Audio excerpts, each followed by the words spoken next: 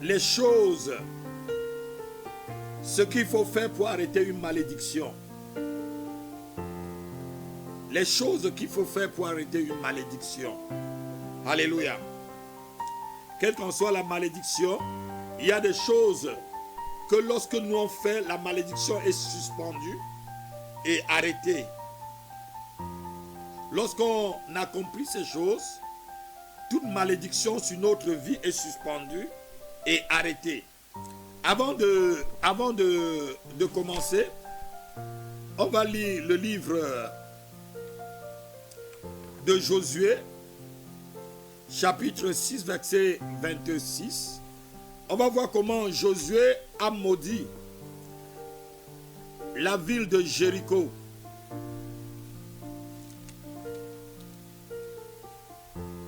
Parce que la ville de Jéricho a été très difficile à prendre. Et les habitants de Jéricho ont été hostiles. Et Jéricho a été maudit par un prophète, le prophète Josué. Ce fut alors Josué chapitre 6, verset 26. Ce fut alors que Josué jura en disant: maudit soit devant l'Éternel l'homme qui se lèvera pour rebâtir cette ville de Jéricho.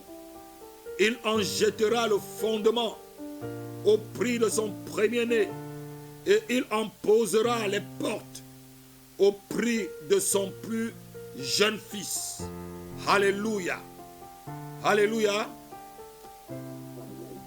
Et on va lire maintenant 1 Roi chapitre 16, verset 34. Nous allons voir l'accomplissement de cette malédiction.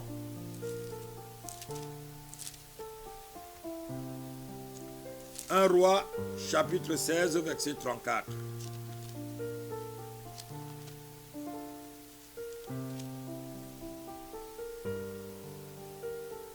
De son temps, Hiel de Bethel bâtit Jéricho, et il en jeta le fondement, comme Josué vient de le dire, au prix d'Abiram, son premier-né, et il en posa les portes au prix de Ségup, son plus jeune fils, selon la parole que l'Éternel avait dite par Josué, fils de Noum. Quelqu'un peut me donner un amen? Quelqu'un peut me donner un amen? Voici une parole qui a été libérée, une parole de malédiction, qui a été libérée. Et cette parole de malédiction a été libérée sur une ville. Ce n'était pas sur quelqu'un. Ça a été libéré sur une ville. Et en disant que quiconque revient rebâtir cette ville doit perdre ses deux enfants. Et l'homme de Dieu a libéré la malédiction. Au vu de tout ce que la ville avait fait contre le peuple de Dieu. La ville de Jéricho, c'était la dernière ville. Après avoir gagné cette ville, on devait directement traverser le Jourdain et entrer en Canaan. Donc ça a été vraiment l'étape la plus difficile. C'était l'obstacle qui était aussi difficile plus que l'obstacle d'Amalek. Parce que l'obstacle d'Amalek, le grand Moïse était encore là. Même lorsque Amalek s'est opposé, il suffisait seulement que Moïse levait les mains. Amalek était par terre, et s'il baissait les mains, c'est Israël qui était vaincu. Mais Moïse a levé les mains jusqu'à ce que Israël soit vaincu. Et Dieu dit dans ce combat qu'il y aura toujours guerre entre Amalek et l'Éternel.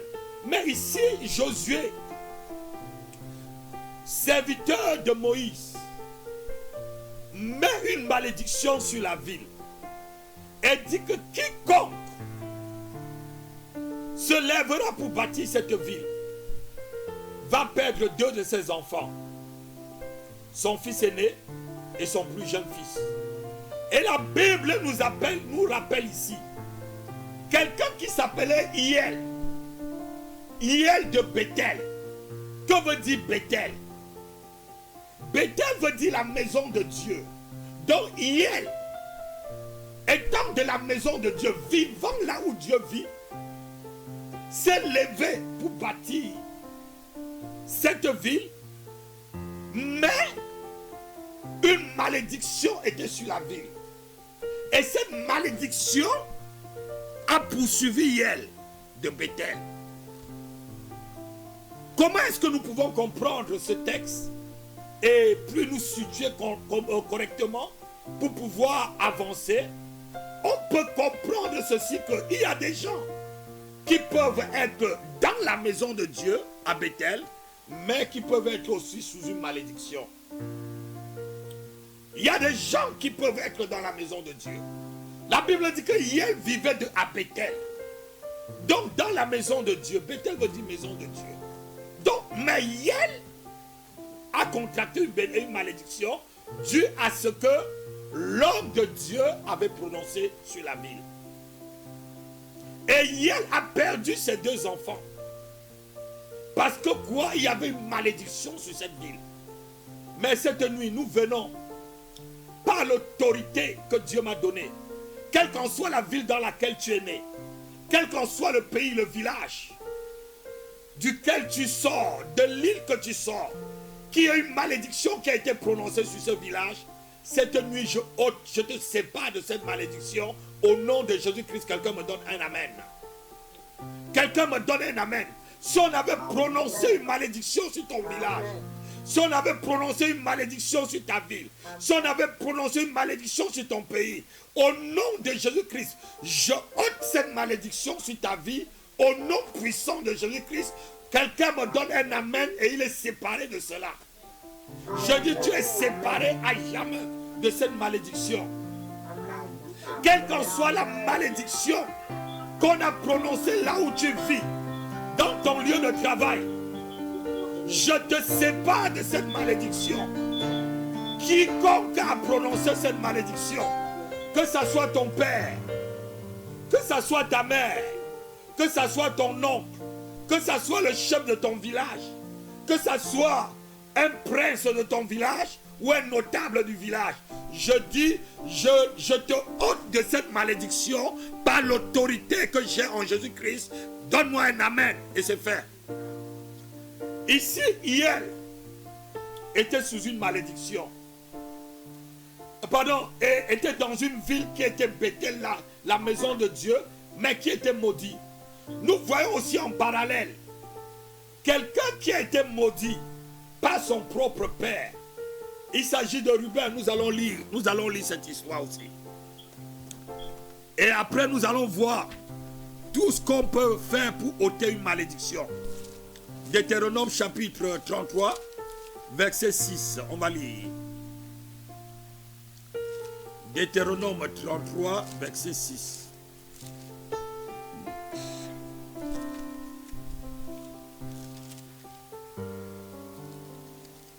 Deutéronome 33, verset 6, je vais lire.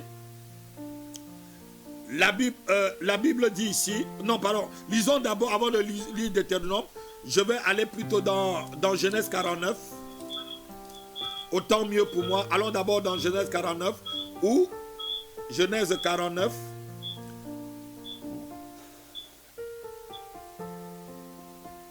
verset 3. Genèse 49 d'abord verset 3 avant de lire Deutéronome. Ruben, toi mon premier-né, ma force, les prémices de ma vigueur, supérieur en dignité et supérieur en puissance, impétueux comme les eaux, tu n'auras pas la prémiscience, car tu es monté sur la couche de ton père, tu as souillé ma couche en y montant. Alléluia. Et lorsqu'on lit Deutéronome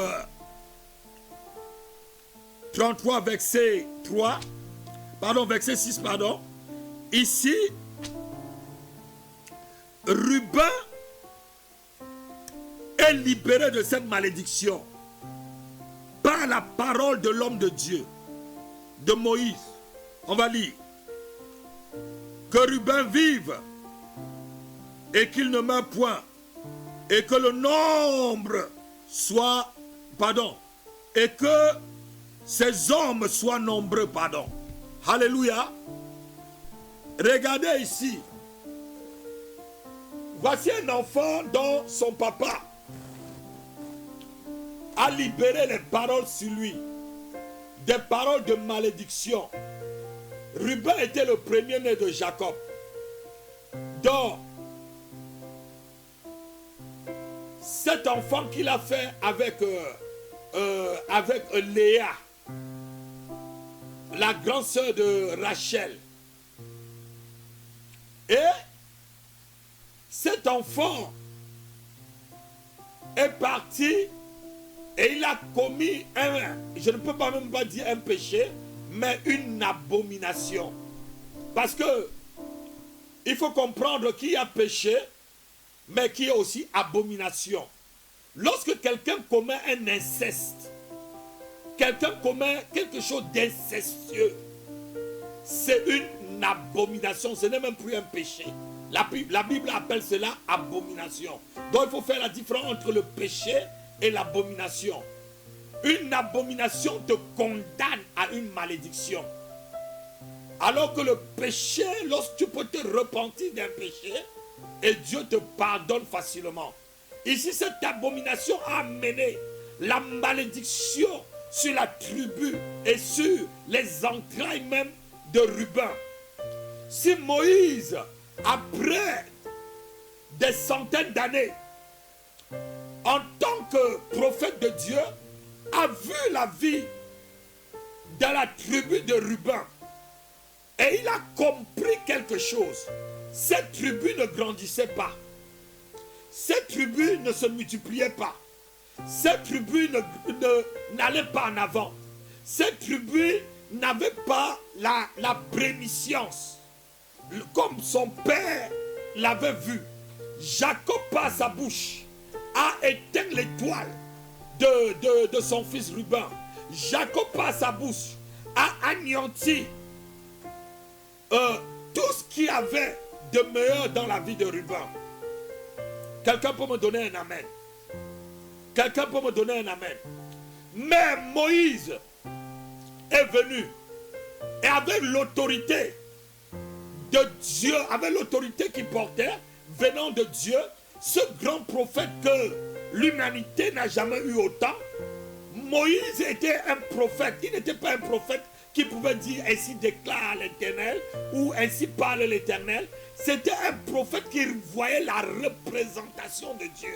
C'était un prophète où Dieu lui parlait bouche à bouche. C'était pas un prophète qui avait des visions. Non, c'était quelqu'un qui voyait la représentation de Dieu. Donc c'est pourquoi vous ne pouvez pas voir Moïse quelque part dire ainsi parle l'Éternel. Non, Dieu parle à Moïse et Moïse parle à Dieu et Moïse parle aux hommes ce que Dieu a dit.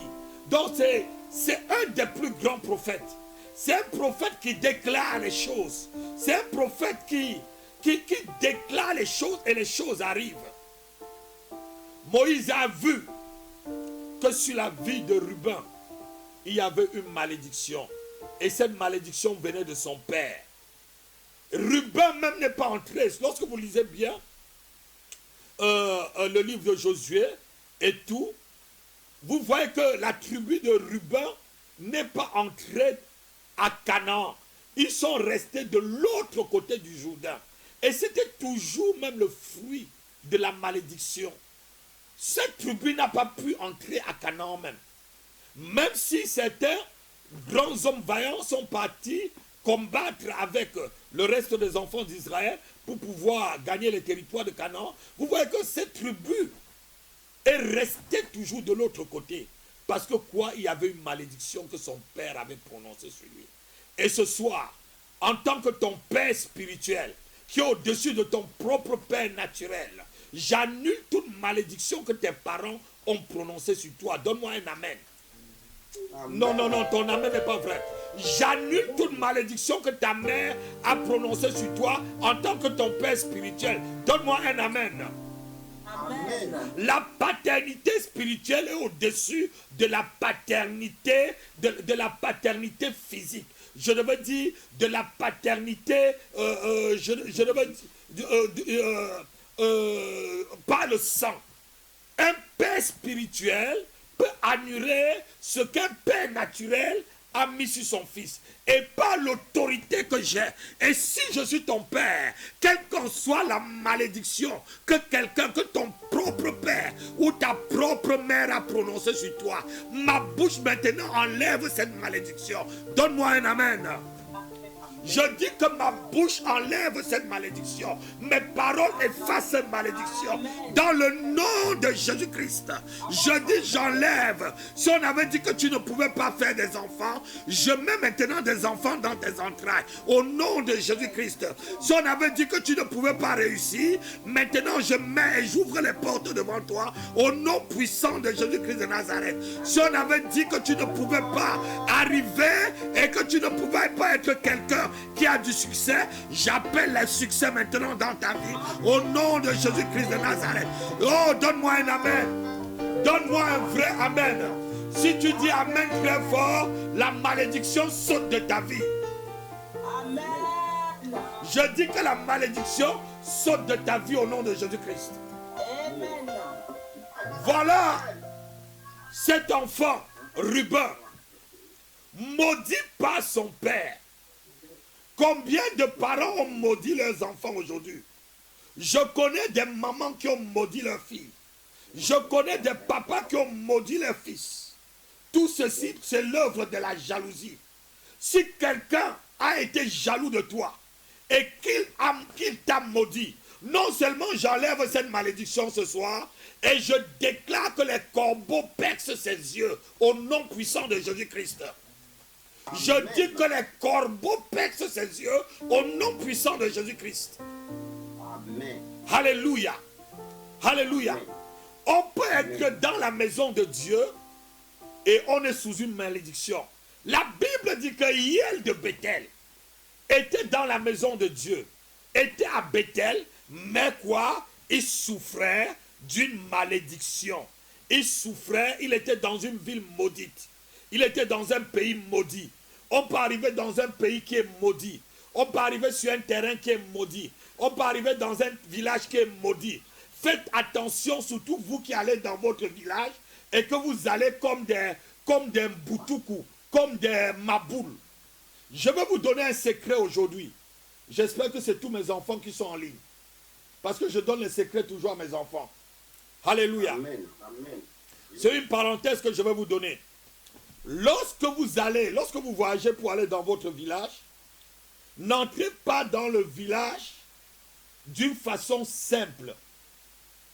Lorsque tu vas dans le village, arrivé à la porte de ton village, déchausse-toi, prends l'huile d'onction, oins tes pieds, oins tes mains, et tu déclares que tu possèdes ce village et que l'huile ou l'eau, même si tu n'as pas l'huile, tu peux prendre de l'eau ointe que le pasteur a prié dessus, tu laves tes mains, tu laves tes pieds à l'entrée de ton village et tu déclares que tu prends possession de ton village par le sang de Jésus-Christ qui a coulé à la croix de Golgotha, et quiconque se lève contre toi dans ce village, qui meurt pendant que tu es au village. Je ne te mens pas. Tous les sorciers du village vont déménager le nombre de jours que tu dors au village jusqu'à ce que tu rentres ici en France. Quelqu'un m'a dit, quelqu'un me donne un amen? C'est un secret que je vous donne. Tu prends l'huile ou l'eau, tu laves tes pieds à l'entrée du village. Tu laves tes mains à l'entrée du village. Tu pries comme je t'ai dit. Tu prends possession du village. Tu déclares les choses. Tu anéantis les puissants des ténèbres. Parce que lorsque tu arrives au village, déjà les sorciers du village connaissent que tu es arrivé. La preuve en est, je vais vous raconter une petite histoire. Lorsque je me suis marié, j'ai amené mon épouse en Afrique pour que mes parents la voient, pardon. Et j'arrive dans ma ville natale. Le grand matin, le sorcier du quartier arrive chez ma maman, chez ma feu maman. Oh, on était en train de prendre le petit déjeuner. C'est ça, Doudou. On était en train de prendre le petit déjeuner. Bonjour, pasteur. Je regarde le vieux et je dis, mais comment il sait que je suis pasteur? Je suis parti du Cameroun il y a au moins 20 ans, 25 ans. Je suis parti de ce village il y a au moins 20 ans, 25 ans. Comment il sait que je suis pasteur? Et il m'apporte des cailloux. Non, il ne m'apporte pas d'abord des cailloux. Il dit, prie pour moi, délivre-moi, pasteur, parce que je ne fais plus de vision. Tout ce que je fais ne marche plus. J'ai envie d'une prière. Et je lui dis, voilà, monsieur, si tu acceptes le Seigneur Jésus-Christ comme ton Seigneur et ton sauveur personnel, je peux prier pour toi.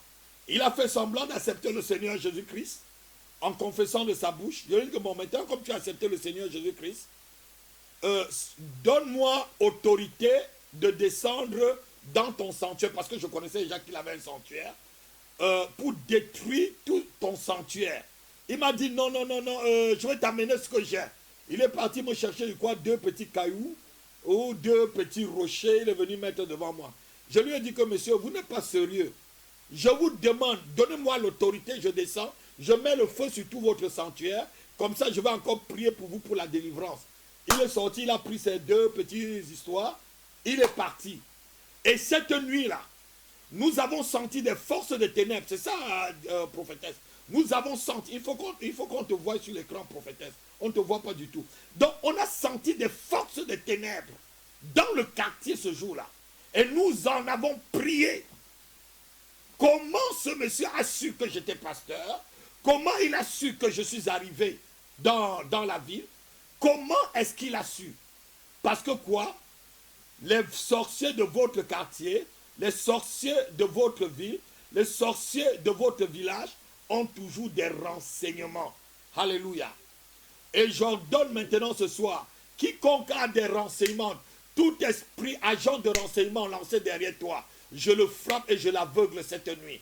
Tout démon qui a été envoyé dans ta vie pour se renseigner de ce que tu es, de ce que tu fais, je le frappe et je l'anéantis au nom de Jésus-Christ. Donne-moi un vrai amen. Tout démon de renseignement dans ta vie, je le chasse au nom de Jésus-Christ.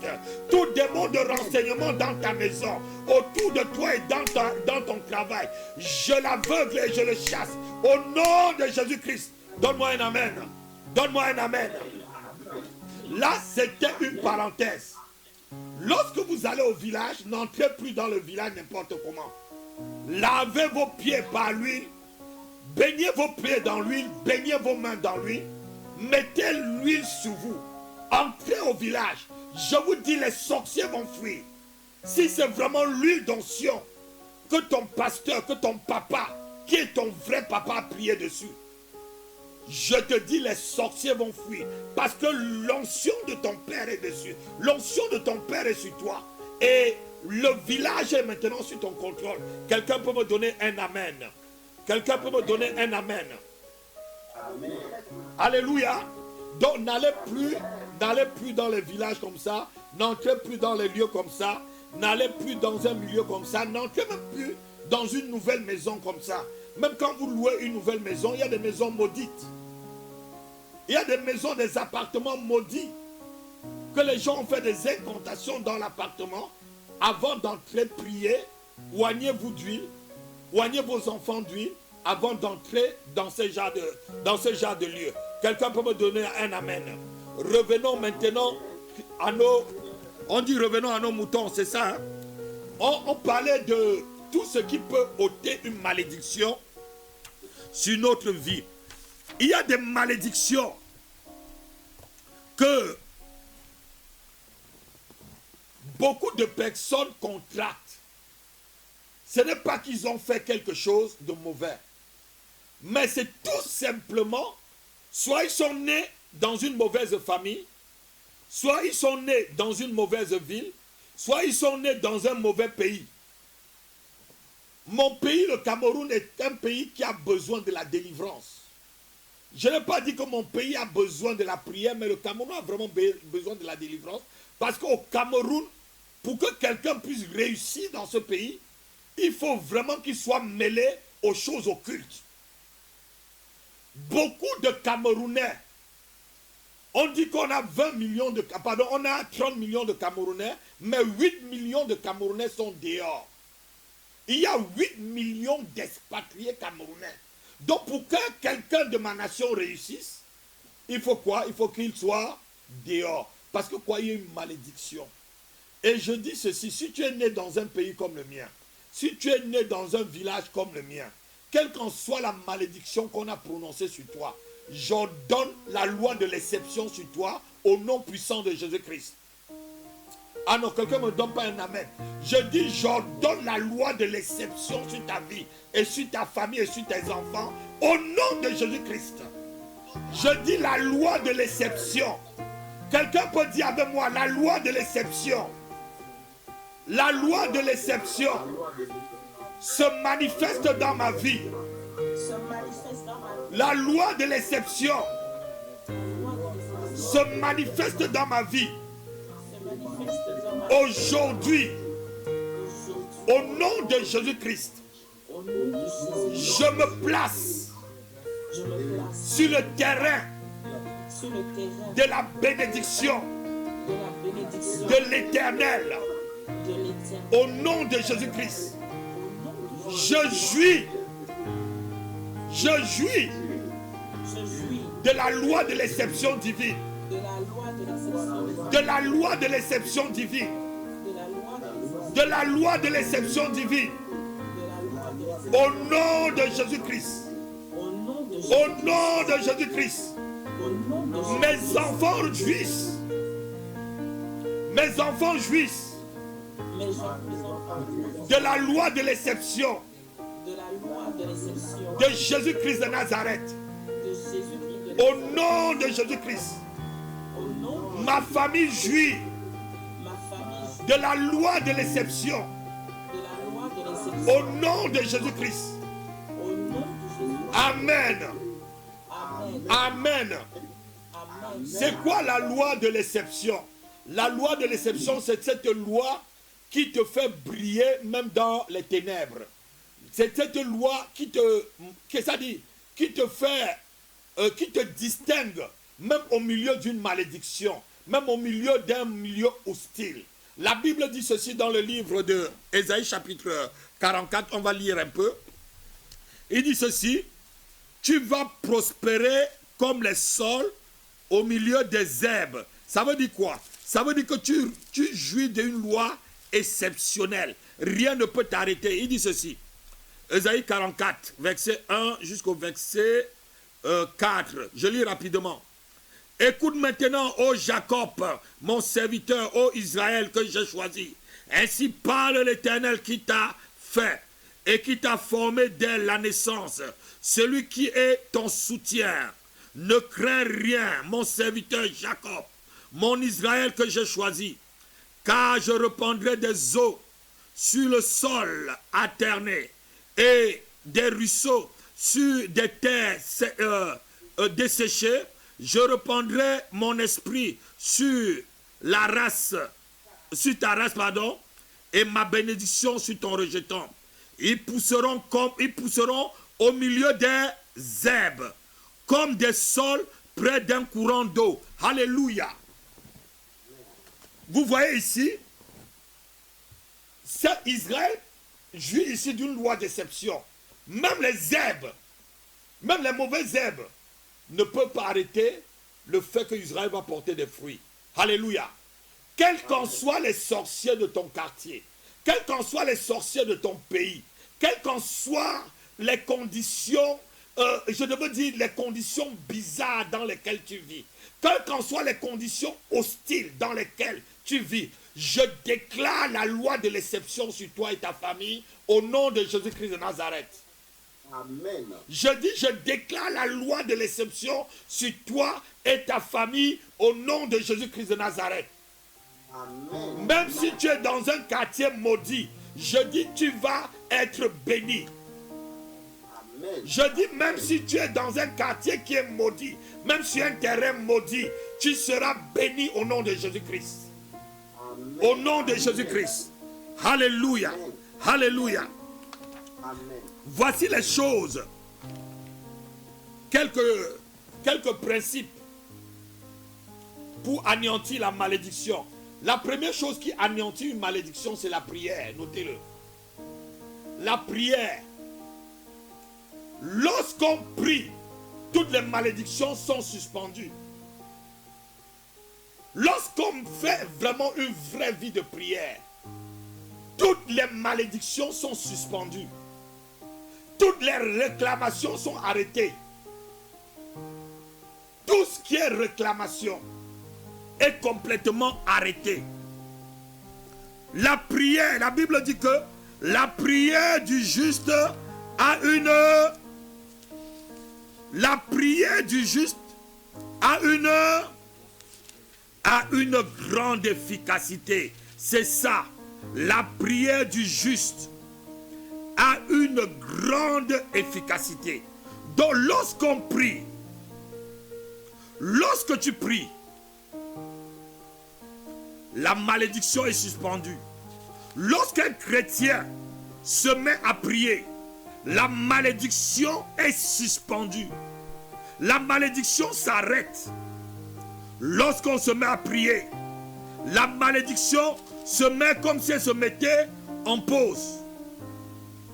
Lorsque quelqu'un se met vraiment à prier, de tout son cœur, quelle qu'en soit la malédiction qui a été prononcée sur lui, cette malédiction se met en pause. Jésus dit ceci: Simon, Simon, le diable t'avait réclamé, mais j'ai prié. Alléluia. La prière arrête les malédictions, notez-le. Là où nous sommes en train de prier cette nuit, toutes les malédictions sur ta vie sont suspendues. Toutes les malédictions sur ta famille sont suspendues. Oh, ribakatatala. Toutes les malédictions sur tes enfants sont suspendues. Toutes les malédictions sur ton mariage, sur ton travail sont suspendues au nom de Jésus-Christ. La prière arrête les malédictions. Quelqu'un m'a entendu ce soir? La prière du juste arrête la malédiction. La prière du juste neutralise la malédiction. La prière du juste efface la malédiction. La prière du juste anéantit la malédiction. C'est pourquoi le Seigneur nous appelle toujours à prier. Il dit priez sans cesse. Priez en tout temps. Priez et priez, s'il vous plaît. La prière, il faut aimer la prière, mes enfants. Il faut prier et prier. Priez en tout temps. Priez même quand vous ne voulez pas prier. Priez même quand vous êtes fatigué. Priez même quand vous n'avez pas envie. Priez même quand vous avez envie. Priez même quand vous dormez. Priez même quand vous êtes couché. Priez même quand vous travaillez. Priez même quand vous êtes en train de conduire votre voiture. Priez même lorsque vous êtes en train de cuisiner. Priez sans cesse. Quelqu'un peut me dire Amen. Quelqu'un peut me donner un vrai Amen. Donc la première chose qui anéantit la malédiction, c'est la prière. C'est la prière. Lorsqu'un chrétien ne prie pas, c'est là où la malédiction peut commencer à se manifester dans sa vie. Lorsqu'un chrétien n'a pas une vraie vie de prière, parce qu'à chaque fois quand tu te mets à prier, les malédictions sont suspendues sur toi. La gloire de Dieu descend dans ta vie. La présence de Dieu est là. Et si tu entretiens cette présence tout le temps, la malédiction aussi est effacée. La malédiction s'éloigne de toi. Quelqu'un peut me donner un amen?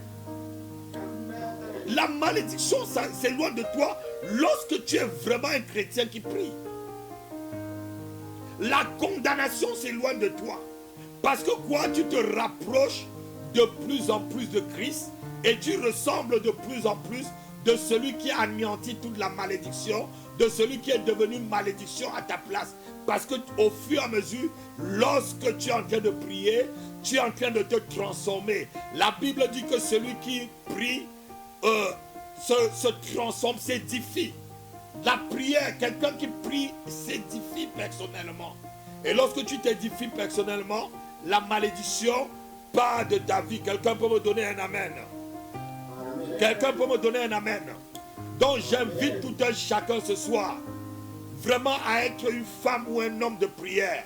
Ne priez pas seulement lorsque le pasteur vous demande on a une nuit de prière ou on a un temps de prière dans la semaine ou peut-être non. Il faut même prier lorsque je ne suis pas avec vous. Priez en tout moment. Ayez un programme de prière.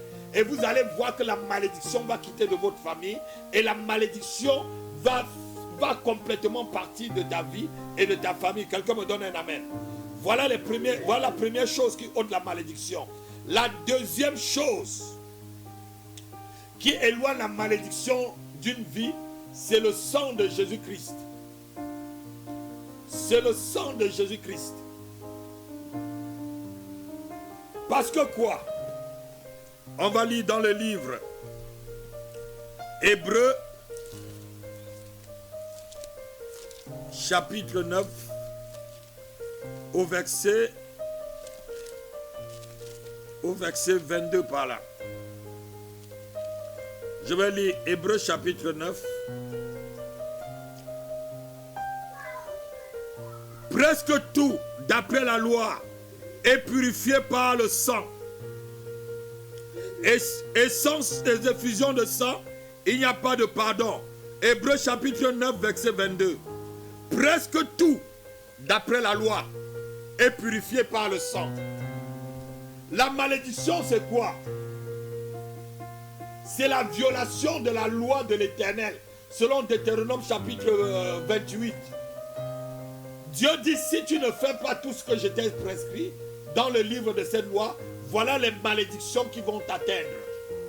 Donc une malédiction vient lorsqu'il y a violation de la loi. Mais la Bible dit ici, presque tout est purifié par le sang. Et sans effusion de sang, il n'y a pas de pardon pour le péché. Et nous savons que Jésus-Christ a versé son sang une fois pour toutes. Alléluia. Pour le pardon de nos péchés. Si vous lisez tout le chapitre, l'homme de Dieu qui a écrit, on dit souvent c'est Paul qui a écrit, Hébreux, d'autres personnes disent c'est Apollos, certains disent c'est un auteur inconnu, mais moi je crois que c'est Paul. Parce que Paul connaissait aussi bien la loi que Apollos. Il était vraiment, c'était un disciple de Gamaël. Gamaël était vraiment un docteur de la loi. Donc moi je me dis que c'est l'apôtre Paul. Bon, d'autres disent qu'ils veulent. Bon, tous les théologiens épiloguent dessus, personne ne veut donner. Mais moi quand je lis, je vois que ça ressemble aux écritures de Paul. Mais c'est parce qu'il nous intéresse. Je disais ici, le sang enlève la malédiction. Quelqu'un peut dire amen. Le sang de Jésus-Christ met fin à toute malédiction dans ta vie. Lorsque tu veux ôter la malédiction dans ta famille, tu dois invoquer le sang de Jésus-Christ à chaque fois dans ta famille et dans ta vie. Le sang met fin à la malédiction. Lorsqu'il y a effusion de sang, lorsque le sang est versé, la malédiction est ôtée. Et la Bible dit que c'est même pas le sang de Jésus-Christ que nous avons vaincu celui qui est comme, je ne veux dire, l'exécuteur de la malédiction, dont Satan. On va lire Apocalypse, chapitre 12, verset 11. On va lire rapidement. Écoutez un peu. Celui qui est comme l'exécuteur, le diable. On va lire Apocalypse chapitre 12, verset 11. Ils l'ont vaincu à cause du sang de l'agneau et à cause de la parole de leur témoignage.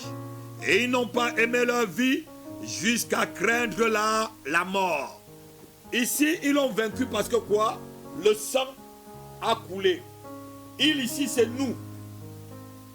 La Bible parle ici de la Première Guerre mondiale. Cette guerre qui s'est passée vraiment sur le plan spirituel. On parle de la Première Guerre mondiale, ce n'est pas la guerre qu'on a vue avec tous les alliés et tout, pendant ça c'était une vraie guerre. C'est la guerre qui s'est passée entre Michael et les anges et Satan et ses anges. Et la Bible dit que toutes ces guerres a été vaincue. C'est la guerre contre les oppressions démoniaques qui étaient sur les enfants de Dieu. C'est la guerre contre les malédictions qui sévissaient dans les familles. C'est la guerre contre les maladies que Satan pouvait envoyer dans les vies.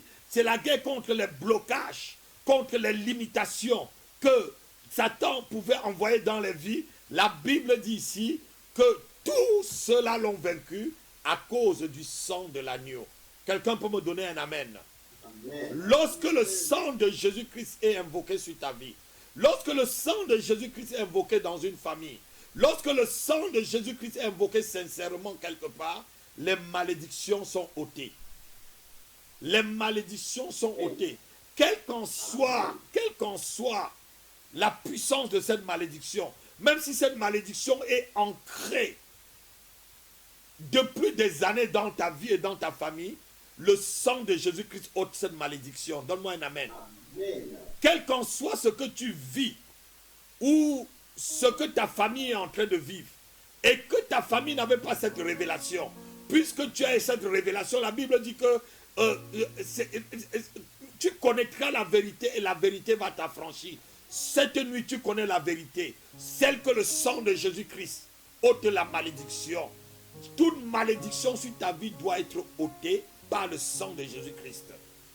Amen. Toute malédiction sur ta famille doit être ôtée cette nuit par le sang de Jésus-Christ. Toute malédiction sur tes finances doit être ôtée par le sang de Jésus-Christ. Toute malédiction sur ta destinée doit être ôtée par le sang de Jésus-Christ. Donne-moi un amen. Vous savez, il y a des malédictions qui se manifestent vraiment de différentes manières.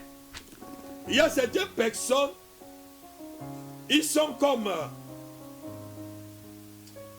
le GPS de la malédiction. Qu'est-ce que je veux dire le GPS de la malédiction? Je vais vous expliquer.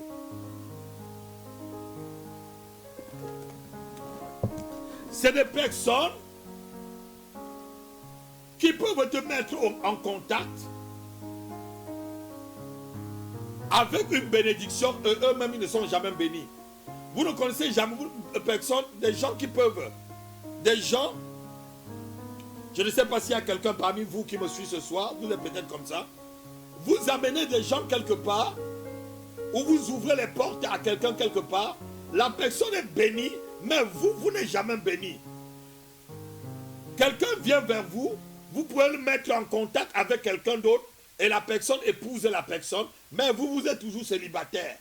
Vous connaissez des choses comme ça qui arrivent aux gens. Il y a des gens, je les appelle les GPS de... Ils sont comme les GPS de... Acclamons le Seigneur.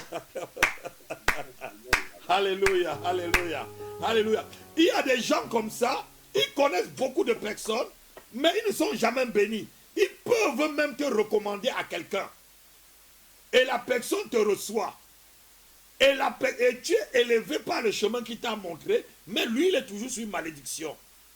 Alléluia. C'est comme si il était un GPS par lequel les gens passent pour aller à leur bénédiction. Je déclare, si tu es le GPS de la malédiction, que ce GPS soit maintenant formaté au nom de Jésus-Christ de Nazareth. Tu deviens vraiment une vraie bénédiction pour le Seigneur au nom de Jésus-Christ de Nazareth. Il y a des gens comme ça, j'ai déjà vu des gens comme ça. Ils ont toutes les compétences. Ils ont tous les diplômes. Ils ont toute la beauté. Ils ont tous les bons caractères. Mais ils ne se marient pas. Ils ont tout ce qu'une femme peut avoir. Ou elles ont tout ce qu'une femme peut avoir. Mais elles ne trouvent jamais de garçon. Sa copine va venir après, à côté. Un frère de l'église va épouser sa copine, alors que c'est elle-même qui a présenté le frère à sa copine. Alléluia. Alléluia. C'est aussi souvent une forme de malédiction que les gens ne comprennent pas. Si c'est ton cas, je ôte cette malédiction dans ta vie ce soir. Au nom de Jésus-Christ, donne-moi un amen. Donne-moi un amen. Je ôte cette malédiction sur toi. Au nom de Jésus-Christ, donne-moi encore un amen. Amen. Alléluia. Amen. Alléluia. Amen.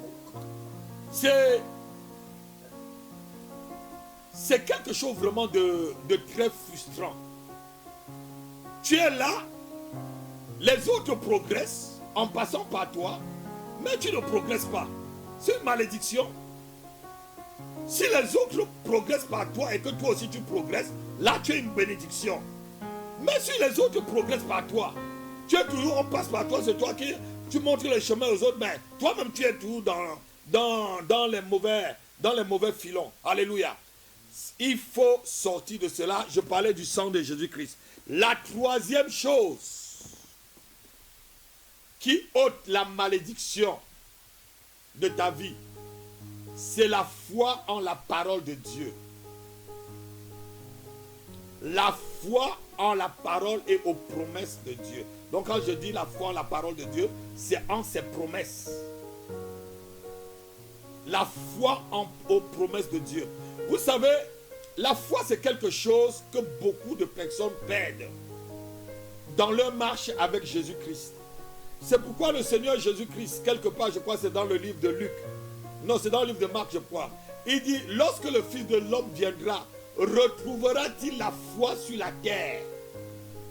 Jésus va venir, ce n'est pas, il n'a pas dit est-ce que je vais trouver des églises sur la terre? Est-ce que je vais trouver des chrétiens sur la terre? Est-ce que je vais trouver des pasteurs sur la terre, des prophètes, des bishops ou des apôtres sur la terre? Il dit, est-ce que je vais trouver quelqu'un qui a la foi? La foi, c'est quelque chose qu'il faut conserver. C'est elle qui peut te ôter de toutes les malédictions.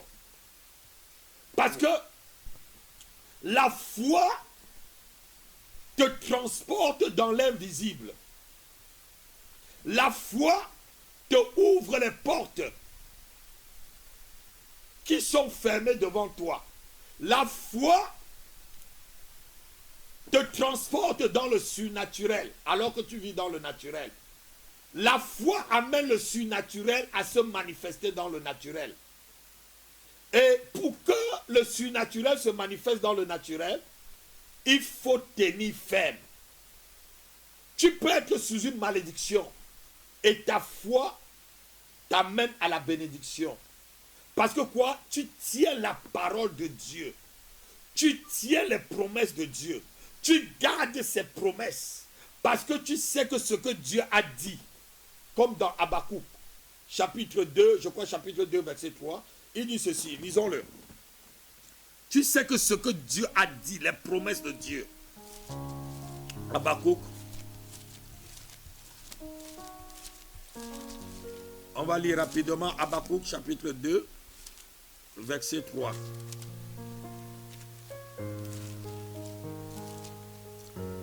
Il dit ceci.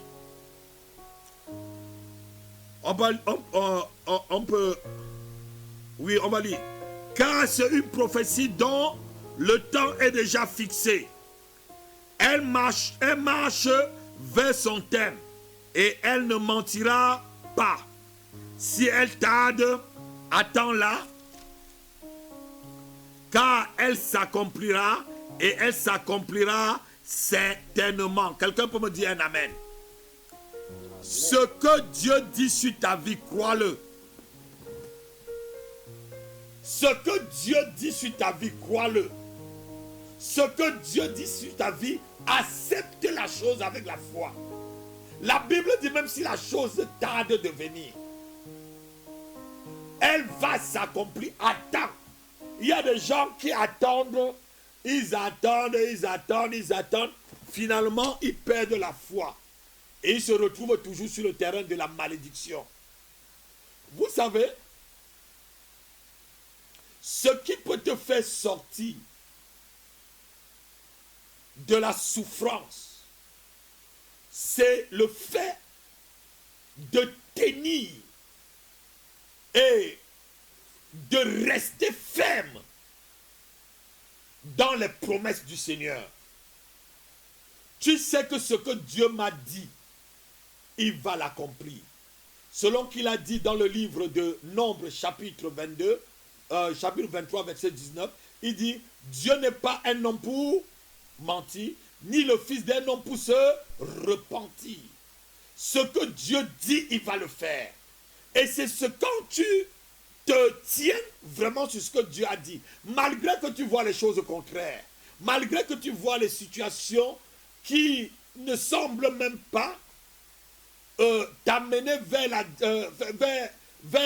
la direction à laquelle tu t'attends que Dieu t'a promise. Reste ferme, mon frère. Reste ferme, ma soeur. Elle va s'accomplir. Cette malédiction sera ôtée. Cette malédiction va être renversée par ta foi. Cette malédiction va être ôtée par ta foi.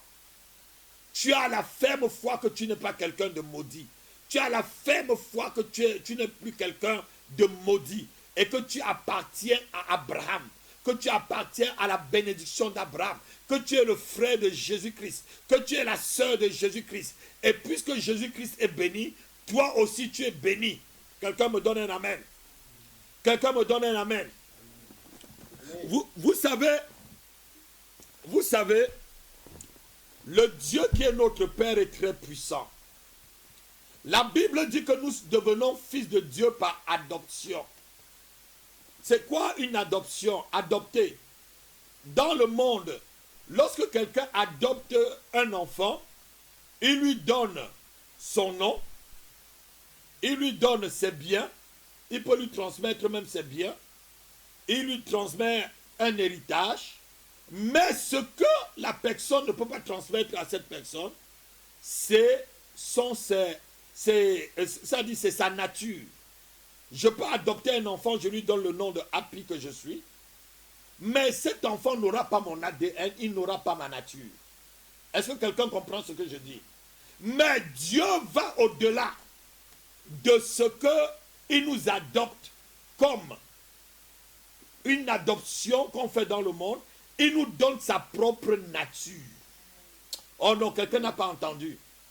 Il nous donne sa propre nature. Non seulement il nous donne son héritage en Christ, mais Dieu nous donne aussi sa nature. C'est pourquoi lorsque tu es un chrétien, ne crois jamais que tu es maudit. Et la foi que tu es béni.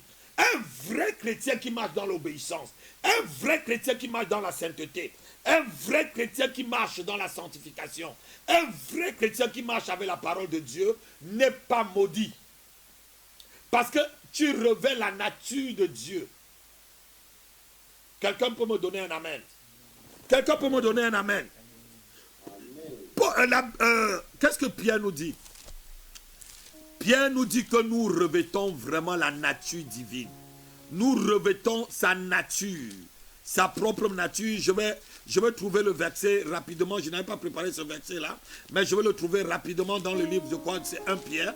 Il dit que nous revêtons la vraie nature divine, la vraie nature de Dieu, la nature divine. Donc lorsque Dieu nous adopte, il nous donne sa vraie nature.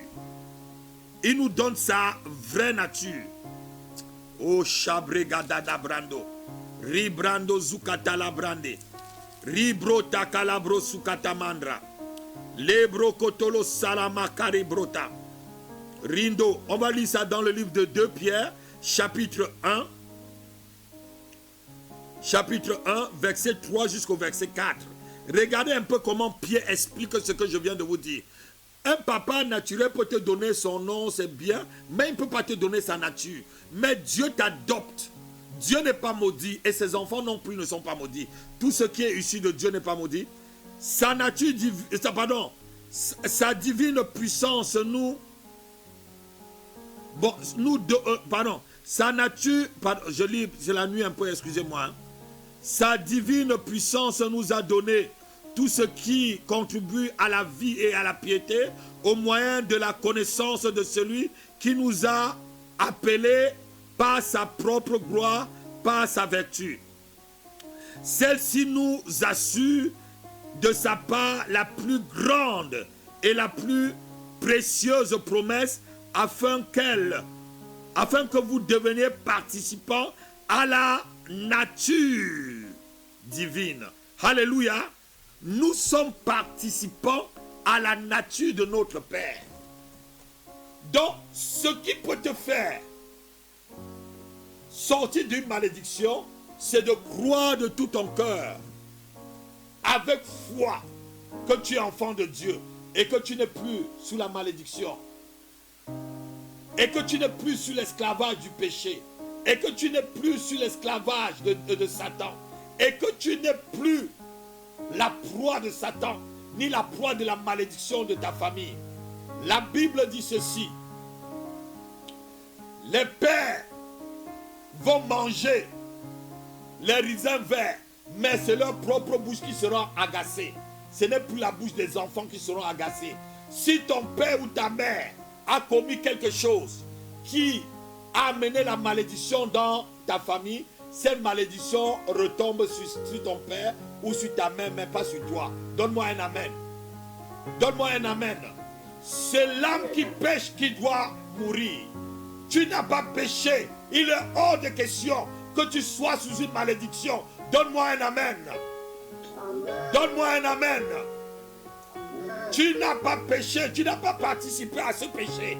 Il est hors de question que tes enfants soient sous cette malédiction. Donne-moi un amen. Et tout autel qui te revendique, cette nuit, je la brise au nom de Jésus-Christ. Tout autel de malédiction bâti dans ta famille, cette nuit, il est brisé au nom puissant de Jésus-Christ de Nazareth. Au nom puissant de Jésus-Christ de Nazareth. Lorsqu'on est souvent sur une malédiction, c'est comme si c'est un cadenas qui ferme ta vie. Si Dieu vous fait voir la vision des cadenas sataniques ou mystiques, vraiment vous allez comprendre ce que je suis en train de vous parler. Lorsque quelqu'un est sous une malédiction, c'est comme si c'est un cadenas qui ferme sa vie. C'est comme si c'est un cadenas qui ferme les portes devant toi. À chaque fois, tu crois que là, je vais me libérer, la porte se ferme. Tu te tournes à l'est, ça ferme. À l'ouest, ça ferme. Au nord, ça ferme. Au sud, ça ferme. Je déclare ce soir, quels qu'en soient les cadenas sataniques qui ont fermé ta destinée ou ta vie, je les brise ce soir au nom puissant de Jésus-Christ de Nazareth. Au nom puissant de Jésus-Christ de Nazareth. On va prier, on va prier. Avant de prier, le frère Emmanuel va nous amener dans un temps de cantique. Et on va élever la voix. Et tu vas demander au Seigneur, quelle qu'en soit la malédiction qu'il y a dans ta famille, que cette malédiction soit ôtée. Non pas ta prière non seulement avec ta prière ce soir, mais à cause du sang de Jésus-Christ et à cause de la foi que tu gardes en sa parole. Commençons à prier, commençons à prier. Seigneur, quelle qu'en soit la malédiction qui a été prononcée sur moi, sur mon ministère, je le ôte cette nuit par le pouvoir, par ma prière. Quiconque a maudit mon ministère, a maudit mon église, a maudit ma vie, a maudit le travail que je fais pour toi. Seigneur, oh Dieu, par ma prière, je détruis cela au nom de Jésus. Je détruis cela, prie avec moi. Prie, prie, prie avec moi. Oh, Rikata Parato Brosukataba.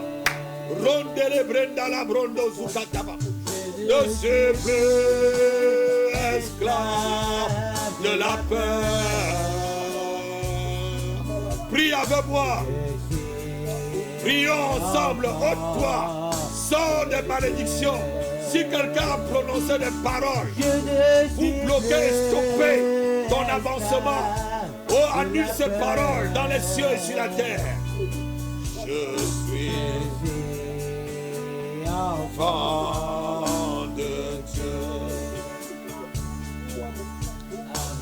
Ma naissance.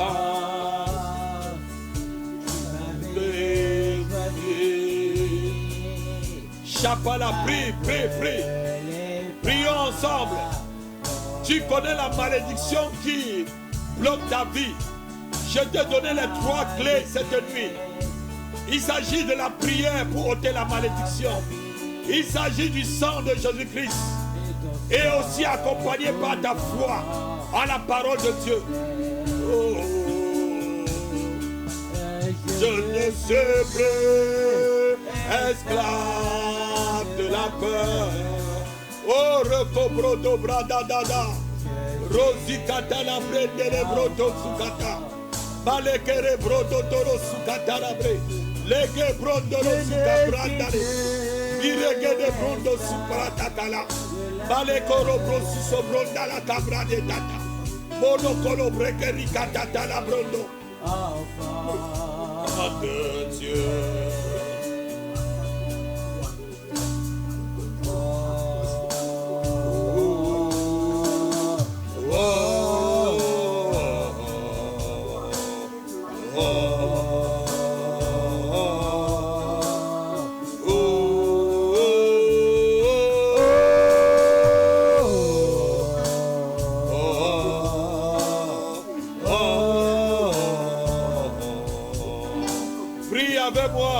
S'il te plaît, ne reste pas la bouche fermée. Une bouche qui est fermée à la bénédiction. C'est une vie qui ferme ta bénédiction. Et je peux la traverser. Mes pas se doit de ton amour.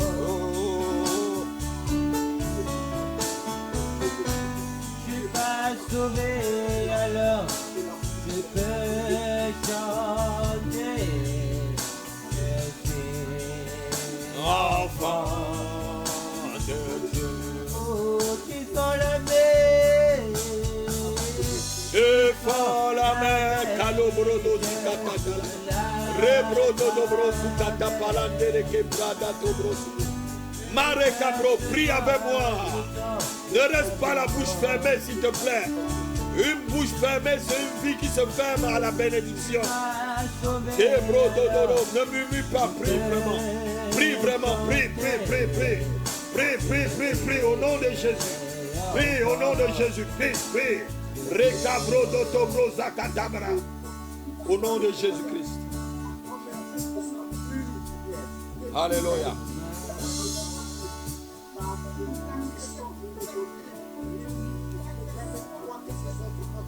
Alléluia. Amen. Amen. On va prier. Et nous sommes encore au mois d'août. Et cette mini-veillée de prière, c'est pour traverser et atteindre le mois de septembre.